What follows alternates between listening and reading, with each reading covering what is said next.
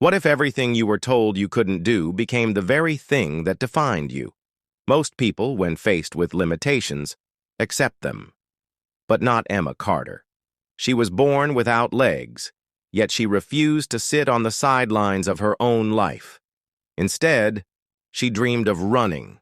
Crazy, right? How can someone without legs even think about sprinting? That's exactly what people told her, until she proved them all wrong. This is not just a story about athletics. It's a story about defying the odds, rewriting destiny, and turning impossible into just another challenge. Emma's first memories were filled with questions.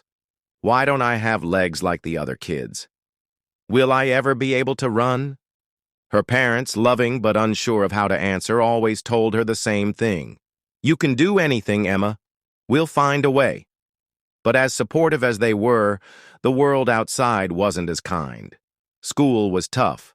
She hated how kids stared at her, how some whispered behind her back, and how others avoided talking to her altogether, almost as if her missing legs made her invisible. But what hurt the most? Sitting on the sidelines watching others race across the playground while she could only watch. One day during recess, a boy smirked and said, "You're lucky you don't have to run laps in gym class." Lucky? That night, she told her mom, "I wish I could run." And instead of saying, "I'm sorry, sweetheart," her mother simply replied, "Maybe you can." That sentence changed everything, because soon after, Emma saw something that rewired her entire perspective.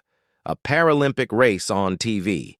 Athletes with prosthetic running blades, sprinting at full speed like superheroes. For the first time, Emma saw someone like her moving forward instead of staying behind. And in that moment, she knew. She wasn't meant to sit still. Getting a pair of prosthetic running blades was one thing. Learning how to use them? That was a whole different battle. The first time Emma tried, she fell. Hard. The second time? Same thing.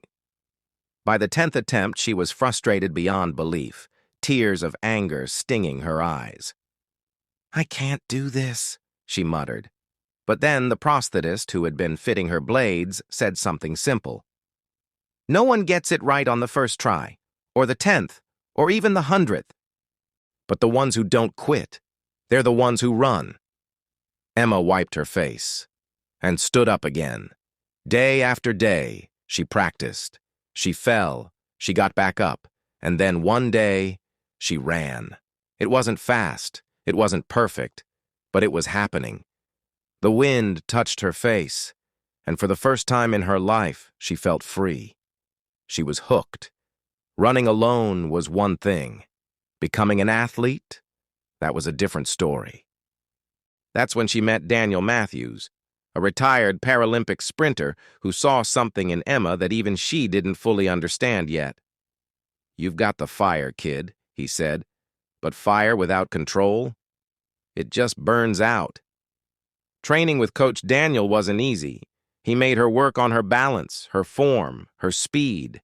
It was frustrating, exhausting, and at times she wanted to quit. But she didn't.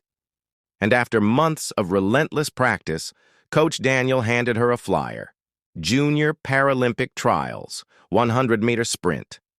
Her heart pounded. "Me? Compete?" Coach Daniel just smiled. "It's time to show them what you can do." The stadium was buzzing with energy.